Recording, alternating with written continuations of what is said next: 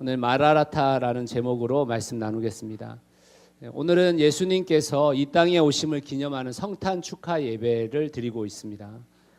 여러분은 예수님이 이 땅에 오신 메시아임을 믿으십니까? 아멘이십니까? 네. 어떻게 믿으세요? 세상에 수많은 자칭 메시아들이 있는데 그 중에서 예수님이 진짜 메시아임을 어떻게 알 수 있습니까? 어떻게 아셨어요? 어떻게 아신 건 없고 그냥 믿으셨어요? 보통 이런 질문을 하면 기독교인들이 이렇게 얘기합니다. 구약에 예언하신 분이 예수님이시기 때문에 그분이 메시아임을 알았습니다. 이렇게 얘기하는데 그 얘기도 안 나와서 저희 교회에서는 그렇게 이야기를 합니다. 그런데 재밌는 것은 뭐냐면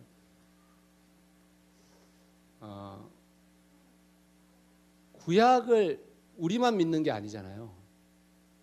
유대교에서도 구약을 믿잖아요.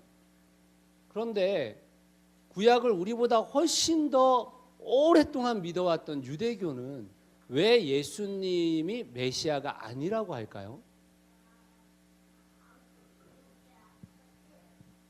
그리스도인들은 유대인들에게 구약의 예수님이 메시아인 것을 드러내는 본문이 200구절이 넘는데 어떻게 자신들이 수천 년 동안 기다려온 예수님을 모를 수가 있느냐 이렇게 이야기를 하는데 유대인들은 뭐라고 얘기하냐면 수천 년 동안 기다려온 우리도 확신할 수 없는 메시아를 어떻게 너희들이 확신을 하고 살아가느냐 이렇게 이야기를 한단 말이에요. 왜 똑같은 구약을 보는데 한쪽에서는 예수님이 메시아라고 이야기하고 한쪽에서는 예수님이 선지자일 뿐이라고 이야기할까요?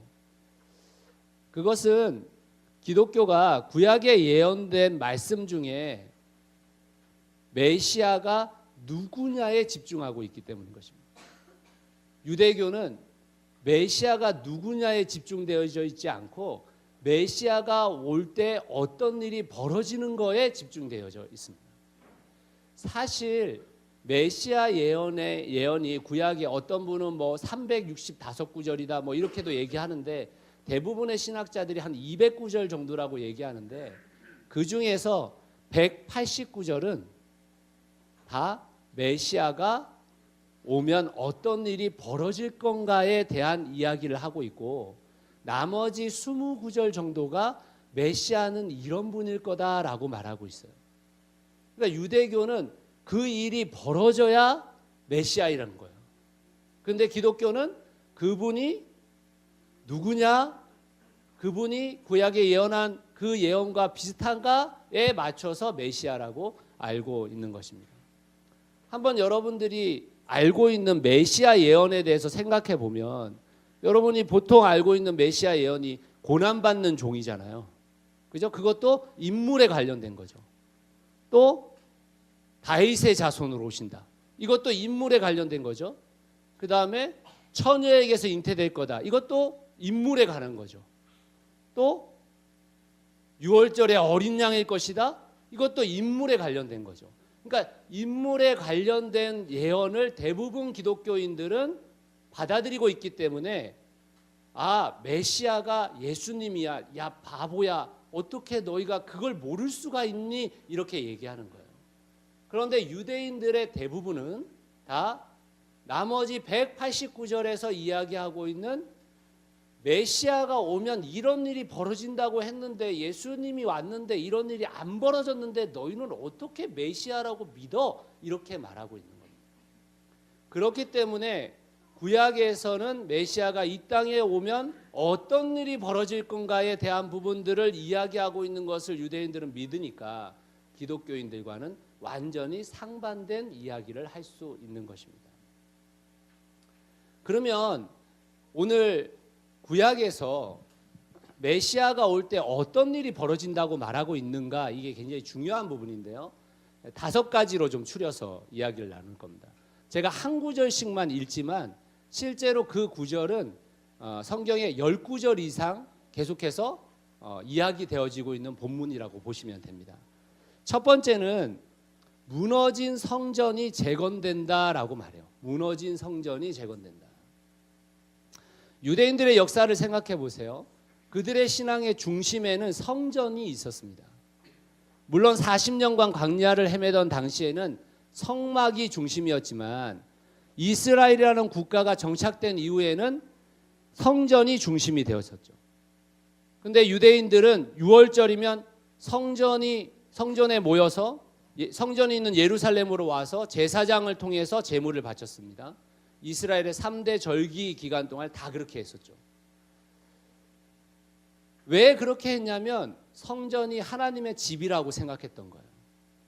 그런데 하나님의 집인 성전이 바벨론의 공격에 의해서 무너졌습니다. 그렇죠? 그리고 나서 다시 스룹바벨과 느헤미야를 통해서 재건됐죠. 그렇지만 그 재건된 것은 솔로몬의 본래 성전보다는 4분의 1 정도밖에 되지 않는 성전이었어요. 이스라엘 백성들은 늘 솔로몬의 성전의 영광을 생각했기 때문에 그 초라한 성전이 너무너무 가슴이 아팠어요. 그런데 문제는 예수 그리스도가 오시고 난 이후에 AD 70년에 로마에 의해서 그 성전마저 무너져 버린 것입니다. 그러니까 이 성전이 불길에 휩싸여서 연기에 사라져 버리는 그런 모습을 본 유대인들이 메시아가 오면 무너진 성전이 재건될 거라고 생각했는데 그 무너진 성전이 재건되기는커녕 무너져 버렸으니까 예수님을 메시아라고 생각할 수가 없는 거죠. 그래서 이사야 2장 2절에 보시면 같이 한번 읽어보겠습니다. 시작. 마지막 때에 주님의 성전이 서 있는 산이 모든 산 가운데서 으뜸가는 산이 될 것이며 모든 언덕보다 높이 솟을 것이니 모든 민족이 물밀듯 그리로 모여들 것이다. 백성들이 오면서 이르기를 자 가자 우리 모두 주님의 산으로 올라가자. 야곱의 하나님이 계신 성전으로 어서 올라가자. 주님께서 우리에게 주님의 길을 가르치실 것이니 주님께서 가르치시는 길을 따르자 할 것이다. 율법이 시온에서 나오며 주님의 말씀이 예루살렘에서 나온다. 그러면 이 주장에 대해서 기독교는 어떤 주장을 하고 있는 것입니까? 기독교는 성전이라는 것의 근본부터 돌아간 거예요. 성전이라는 것은 하나님이 거하시는 전이잖아요. 그러니까 그 하나님이 이 땅에 오신 예수 그리스도가 진짜 성전이라는 것이죠. 그 예수 그리스도의 영원한 성전을 믿는 사람들이 기독교인들인 거예요. 그리고 또한 그 성전이 예수 그리스도의 부활 이후에 성령으로 오셔서 누구 가운데 거하시는 겁니까? 우리 각 개인에게 거하시는 거죠. 그래서 우리 각 개인이 성전이라고 믿는 것입니다. 기독교와 유대교가 바라보고 있는 성전에 대한 개념이 완전히 달라요. 그래서 예수 그리스도 그분의 메시아인 것을 유대교는 인정하지 않고 기독교는 인정하고 있는 것입니다. 유대교는 유형의 건물이 성전이라고 생각하는 거예요. 그러나 기독교는 유형의 건물이 아니라 우리 안에 거하시는 예수 그리스도가 진짜 성전이라고 믿고 있는 것입니다. 두 번째로 흩어진 유대 민족이 다시 유대로 돌아온다 이렇게 표현하고 있습니다. 예레미야 30장 3절 말씀 같이 한번 읽어보죠. 시작. 나 주의 말이다. 보아라 반드시 그때가 올 터이니 그때가 되면 내가 포로로 잡혀간 나의 백성을 다시 이스라엘과 유다로 데려오겠다. 나 주가 말한다. 내가 그들의 조상에게 준 땅으로 그들을 돌아오게 하여 그들이 그 땅을 차지하게 하겠다. 우리나라도 일본 제국주의에서 해방되자마자 남과 북으로 찢어졌잖아요. 이스라엘도 마찬가지로 솔로몬 왕 이후에 북이스라엘과 남쪽 유다로 완전히 나눠져 버렸거든요. 그런데 유대민족 12지파 중에 유다와 베냐민을 제외한 북이스라엘 10지파가 아수르에 의해서 기원전 722년에 멸망당한 사건이 벌어졌습니다. 그런데 그때 아수르의 정책은 무엇이었냐면 아수르의 정책은 백성들을 다 흩어버리는 거였어요. 아수르가 정복한 땅에 만약 한국이 있고 일본이 있다면 한국 사람들의 많은 사람들을 일본으로 이주시켜버리고 일본에 있는 많은 사람들을 한국으로 이주시켜버리는 일을 벌였단 말이에요. 그래서 신약 성경에서 예수 시대의 유대인이 북쪽 사마리아 지역 사람들을 경시하는 장면이 계속 나오는 겁니다. 왜냐하면 그들이 피가 섞여버린 거예요. 피가. 혈통적 피가 섞여버림으로 인해서 그들이 순수한 우리 유대인 혈통이 아니라고 생각하게 된 겁니다. 그래서 경시하게 된 거예요. 우리나라도 이와 비슷한 역사가 있어요. 그 비슷한 역사가 병자호란이죠. 조선시대 병자호란 때 청에 끌려간 사람이 60만 정도라고 봅니다. 60만. 그 당시에 인구가 한 1000만 정도로 보는 건데 우리나라가 1000만에서 60만이면 엄청난 숫자거든요, 사실은. 그런데 우리나라는 실제로 그 60만을 거의 잊어버렸죠. 그렇죠? 생각하는 사람이 거의 없잖아요. 근데 유대인들은 완전히 달라요. 유대인들은 북이스라엘이 멸망하면서 끌려갔던 그 사람들이 메시아 사상과 직결되어져 있기 때문에 그 사람들이 직접적으로 예루살렘에 있는 유다로 돌아오는 것이 메시아가 올 때 이루어질 거라고 믿는 것입니다. 3000년 전에 그 일들이 일어났음에도 불구하고 그 사라진 열지파에 대한 예언을 믿고 있는 것입니다. 17세기에 다시 말하면 1700년대에 지금의 터키 땅에서 살던 샤베타이 즈비라는 사람이 있었어요. 샤베타이 즈비. 여러분이 나중에 인터넷에 한번 쳐보시면 나오는데 이 사람이 유대인들에게 한때 메시아로 불렸습니다.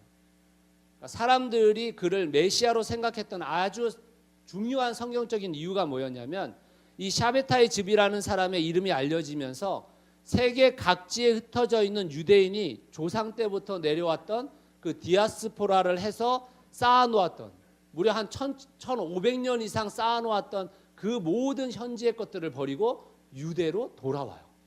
유대로. 몇만 명이 돌아옵니다. 몇만 명이. 그래서 이 샤베타의 집이라는 한 인물 때문에 무려 몇천 년이 지나간 그 세월 동안에 쌓아놓은 자기의 모든 재산들을 거기서 다 팔아헤치고 그리고 유대 땅으로 몰려왔던 겁니다. 그래서 그 사람들이 그 현상 때문에 샤베타의 즈비를 메시아라고 믿었던 일이 있었습니다. 그런 유대인들에게 예수님이 메시아라고 말하는 게 쉽지 않아요. 왜냐하면 예수님 당시에 예수님이 활동할 때에 이스라엘은 누구의 속국이었습니까? 로마의 속국이었잖아요. 로마의 속국. 그러니까 메시아가 오면 실제로 이 모든 상황들이 다 평화로워지고 그리고 유대 사람들이 이 평화로운 나라로 다시 올 거라고 생각했는데 아무도 안 왔단 말이에요. 오히려 로마에 의해서 더 많은 사람들이 흩어져 버렸죠. 그러니까 지금까지 유대인들은 뿔뿔이 흩어져 살면서도 메시아가 안 왔다라고 생각하는 것입니다. 이러한 유대인의 주장에 기독교는 어떤 대답을 내놓습니까? 유대인들은 하나님의 백성을 혈통적 유대인으로 국한하고 있는 것입니다. 기독교인들은 하나님의 말씀에 순종하겠다고 결단한 모든 사람들이 영적 유대인이라고 믿고 있는 거예요. 그러니까 유대인에 대한 개념이 달라요. 유대인에 대한 개념이. 근데 이거는 사실은 성경을 처음부터 아주 잘 봐야 되는데 왜 그러냐면 실제로 이스라엘이란 나라가 애굽에서 나올 때 그 애굽에서 나온 사람들이 야곱의 자손들이 아닙니다. 야곱의 자손들만 있었던 게 아니에요. 출애굽기에 보면 분명하게 뭐라고 얘기하냐면 야곱의 자손들과 잡족들이 따라 나왔다 이렇게 얘기해요. 잡족. 다시 말하면 혈통적으로 연결되지 않고 애굽의 그 체제에 반대하는 히브리 가장 밑바닥에 있던 사람들이 함께 나왔다고 얘기하는 거거든요. 그러니까 사실 이스라엘이라는 국가는 하나의 순수 혈통으로 시작된 것도 아니라는 거예요. 그런데 지금 유대인들이 믿고 있는 것은 혈통적으로 순수한 유대인들이 다 유대 땅으로 몰려올 거라고 생각하는 거죠. 그러나 기독교는 혈통적 유대인이 유대인이 아니요. 영적 유대인이 유대인인데 그 영적 유대인은 누구냐? 이 세상의 수많은 사람들 중에 예수 그리스도를 믿겠다라고 고백하고 하나님의 말씀에 순종하겠다는 사람들이 다 영적 유대인이라고 보고 있는 것입니다. 그래서 그 예수 그리스도 성전 되신 예수 그리스도께로 나아오는 자들이 많아질 것이다라고 기독교는 그 예언들을 해석하고 있는 것입니다. 유대교와 기독교의 인식이 너무 달라요. 너무. 세 번째로 메시아가 오면 어떤 일들이 벌어지는가? 에스겔 36장 26절에서 28절인데요. 같이 한번 읽어보죠. 시작. 너희에게 새로운 마음을 주고 너희 속에 새로운 영을 넣어주며 너희 몸에서 돌같이 굳은 마음을 없애고 살갗처럼 부드러운 마음을 주며 너희 속에 내 영을 두어 너희가 나의 모든 율례대로 행동하게 하겠다. 그러면 너희가 내 모든 규례를 지키고 실천할 것이다. 하나님의 말씀에 대해서 순종하게 될 것이다 이렇게 말하고 있는 거예요. 모든 유대인들이 함께 한 마음으로 순종하게 될 것이다 이렇게 얘기하고 있는 것입니다. 그런데 실제로 지금 유대인들은 크게 둘로 나뉘어졌어요. 우리나라가 한국전쟁 이후에 이 전라도와 경상도가 서로 싸움을 벌였잖아요. 너무너무 많은 적대관계 속에 있었지 않습니까? 이와 좀 비슷한 관계인데 유대인들이 지금 뭘로 인해서 나눠져 있냐면 사실은 예수 때문에 나눠져 있습니다. 예수. 1970년대 이후에 어떤 일이 벌어졌냐면 미국을 비롯한 서방 세계가 유대인들을 전도해야 되겠다는 마음을 가졌어요. 그러면서 나타나게 된 사람들이 누구냐면 메시아닉 주. 주라는 게 유대인이잖아요. 미국 영어로. 그러니까 이 메시아닉 주, 다시 말하면 메시아를 믿는 유대인 이런 말이 생겨졌습니다. 그 사람들을 어떻게까지 이름 지었냐면 컴플리트 주 이렇게까지 얘기했어요. 다시 말하면 온전한 유대인 이렇게까지 말했어요. 그러면 유대인들 중에 예수를 안 믿는 사람은 온전하지 못한 유대인이 돼버리는 거예요. 그러니까 사실 이 유대인들 중에서 예수 그리스도를 믿은 사람들이 꽤 많아요. 그리고 그 많은 사람들 중에서는 이스라엘에 사는 사람들도 꽤 있습니다. 제가 이스라엘에 갔었을 때도 이 메시아닉 주들이 예배드리는 공간에 제가 가본 적이 있는데요. 그분들이 이렇게 숨어서 예배를 드려요. 왜냐하면 탄압이 너무 심해가지고 서로 유대인들이 괴롭혀가지고. 근데 또 이 메시아닉 주는 서방 세계로 나오면 이쪽 세력이 더 크죠. 기독교를 믿는 유대인들이 세력이 더 크단 말이에요. 그러니까 사실은 굉장히 많은 어려움을 겪고 있는 상황들인 것입니다. 메시아가 오면 한 마음이 된다고 했는데 지금 예수 때문에 서로 분리가 됐어요. 그러니까 그들에게 있어서 이 예언은 예수가 메시아일 것이다라는 것을 전혀 믿지 못하는 상황이 돼버린 것입니다. 그러니까 기독교인들은 이 에스겔서를 어떻게 해석하는 것입니까? 앞 구절에 새로운 마음을 주고 너희 속에 새로운 영을 넣어준다. 이 새로운 영을 뭐로 보는 거예요? 성령으로 보는 것이잖아요. 성령. 그래서 예수 그리스도를 구주로 영접한 모든 영적 유대인들이 하나님 안에서 그 말씀 가운데 하나가 될 것이다. 이렇게 보고 있는 것이거든요. 그래서 메시아에 대한 유대인과 기독교인의 이 생각의 차이가 좁혀지질 않고 있는 것입니다. 네 번째로 어떤 일이 벌어지는 거냐면요. 온 세상이 하나님을 알게 될 것이라고 했거든요.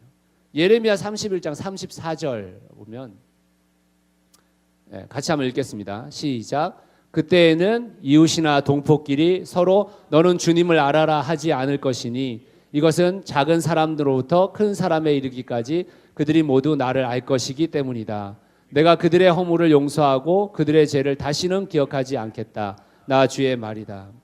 메시아가 오면 온 세상이 하나님을 알게 된다고 구약이 예언합니다. 그리고 더는 유대민족이 핍박당하고 무시당하지 않게 될 거다 이렇게 얘기하고 있거든요. 근데 유대민족은 온 세계를 하나님께 인도하는 제사장 레위민족 같은 역할을 해야 되는데 더 이상 하나님을 믿으라는 말이 필요 없는 세상이 와야 되는데 예수 그리스도가 오고 나서 그런 세상이 됐느냐? 안 됐다는 거예요. 안 됐다는 거예요. 다시 말하면 우리나라로 치면 문재인 대통령이라는 사람이 대통령이라는 사실을 누가 말하지 않아도 한국 사람들은 다 아는 거죠.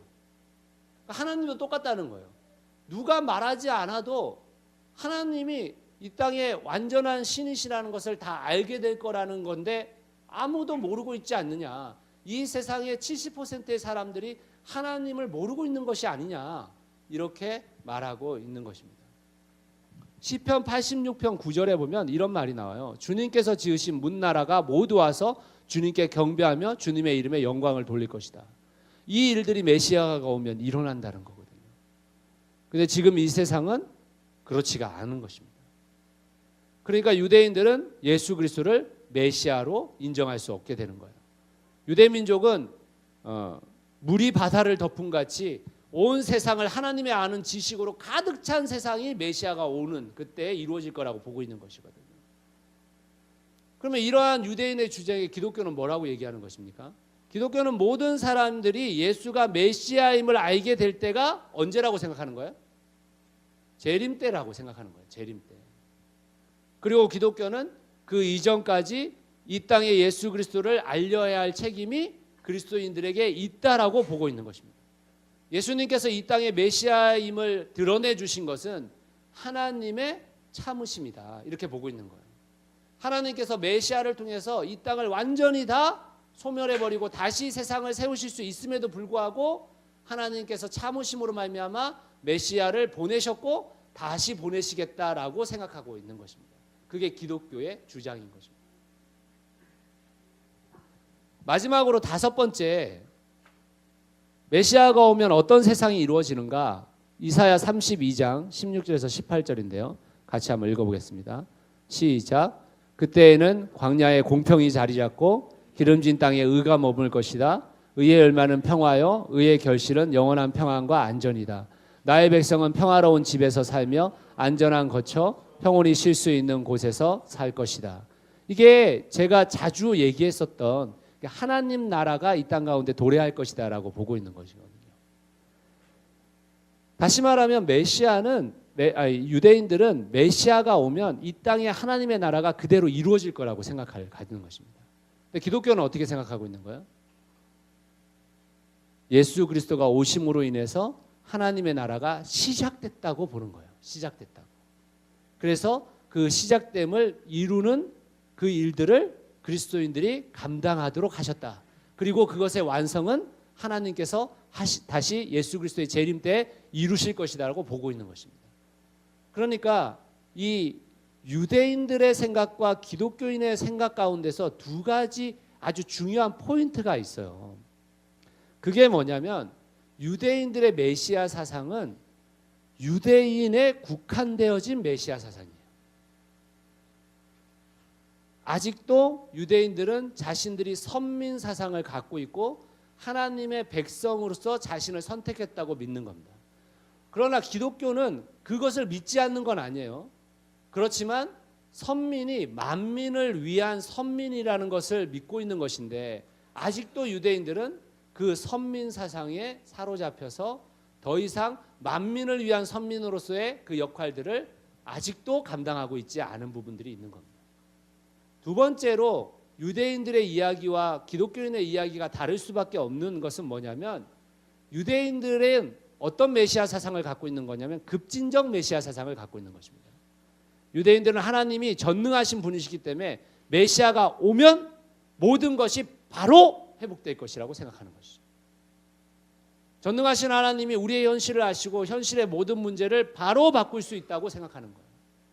그런데 이것은 성경을 보는 관점에 따라 좀 다릅니다. 한번 생각해 보시면 하나님은 이 땅의 수많은 일들을 역사 속에서 느릿느릿 천천히 제공하고 있다는 거죠. 그것이 완전히 다른 이해인 것입니다. 하나님께서 이 땅 가운데서 이스라엘 백성들이 잘못했을 때 이민족을 통해 가지고 그들을 심판했음에도 불구하고 그들을 그들이 기도한다고 바로 회복시키셨습니까? 아니죠. 아수르와 바벨론, 로마의 모든 집권 아래서 모든 것을 천천히 역사 가운데 점진적으로 이루시는 분이신 것을 성경에서 이미 드러내 주셨는데도 불구하고 유대인들이 믿고 있는 것은 무엇입니까? 급진적 메시아 사상을 믿고 있는 것입니다. 저는 이번 성탄절 기간 동안 특별히 우리 모두 다가 성탄절을 맞이하면서 우리 교회 안에 혹시 교회에 국한되어진 예수 그리스도를 믿고 있는 것은 아닌가? 또는 급진적 메시아적 사상을 가지고 누군가를 계속해서 윽박지르고 있는 것은 아닌가 하는 생각을 해보게 됩니다. 예수 그리스도가 이 땅에 오셔서 아이로 태어나셨어요. 이게 사실은 하나님의 방법이라고는 믿겨지지 않는 부분이거든요. 왜요? 너무 오랜 시간을 기다려야 되는 거잖아요. 예수 그리스도가 자라야 되고 예수 그리스도가 수많은 위기를 넘겨야 되고 청소년기를 거쳐야 되고 그 어렵다는 사춘기도 거쳐야 되죠. 그 모든 상황들을 다 겪어가지고 메시아가 탄생했단 말이에요. 그러니까 이 방법이 우리가 생각할 때는 이건 너무 우리가 받아들이기 어려운 부분이 아닌가 하는 생각이 들단 말이에요. 그럼에도 불구하고 이 땅에 하나님께서 우리들을 향해서 하신 그 일들이 결코 급진적인 것이 아니라 점진적인 부분임을 알아야 하고, 또 하나님께서 이 땅 가운데 유대인들에 국한되어진 것이 아니라 전 세계 만민을 구원하시기 위해서 유대인들을 선택했듯이 이 땅에 수많은 사람들을 하나님께로 이끌기 위해서 우리를 먼저 선택해 주셨다는 것을 기억할 필요가 있다는 것입니다.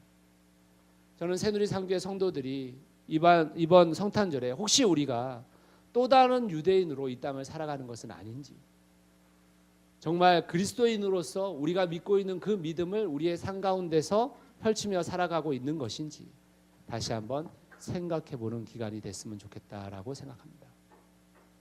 말씀의 결론을 좀 맺겠습니다.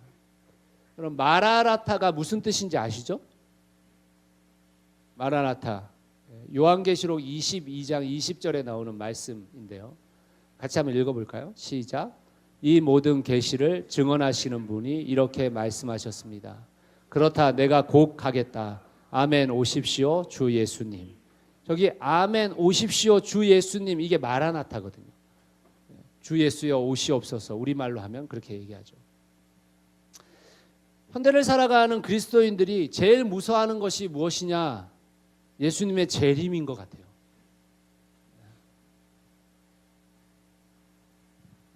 그리스도인으로 살아가는 사람들이 대부분 다 재림을 굉장히 두려워합니다. 예수님의 재림이 이 세상의 모든 것을 끝장낸다고 생각하기 때문이죠. 그래서 그리스도인 중에 젊으면 젊을수록 더더욱 재림이 늦게 왔으면 좋겠다고 생각하죠.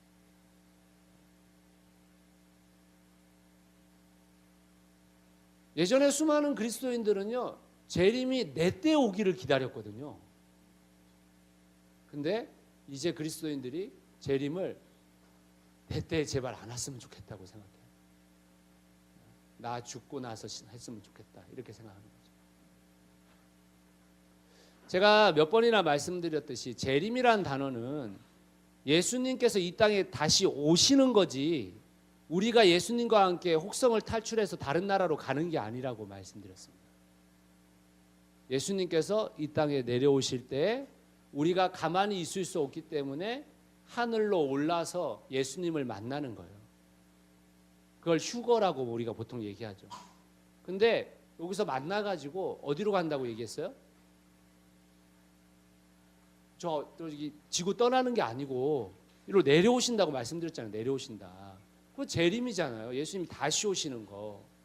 그러니까 이 땅 가운데 하나님의 나라를 완성하시는 것이 재림인데 우리는 자꾸 엄청난 심판의 때가 이를 것이고 그 심판으로 인해서 우리가 엄청난 고초를 당하게 될 것이고 이런 쪽에 더 관심이 있는 겁니다.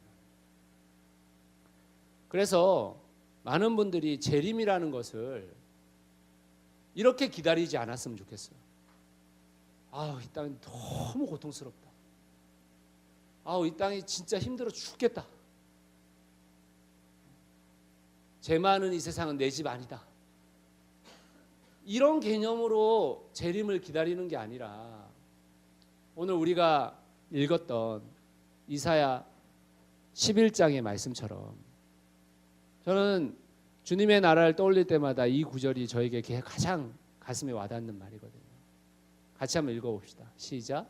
그때에는 이리가 어린 양과 함께 살며 표범이 새끼 염소와 함께 누우며 송아지와 새끼 사자와 살찐 짐승이 함께 풀을 뜯고 어린아이가 그것들을 이끌고 다닌다. 지금 저 말씀이 여러분 지금 여러분들의 머릿속에 이렇게 상상하시면 안 돼요. 아, 사자와 어린 양이 같이 뛰노는 그 상상을 하면 안 돼요. 그 말이 아니고 무슨 말이에요? 강자와 약자가 서로 뜯고 살지 않는다 이 말이잖아요. 지금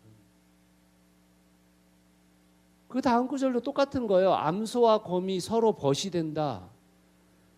강자와 약자가 서로 벗이 된다라는 말인 거예요. 심지어는 그것들의 새끼가 함께 누워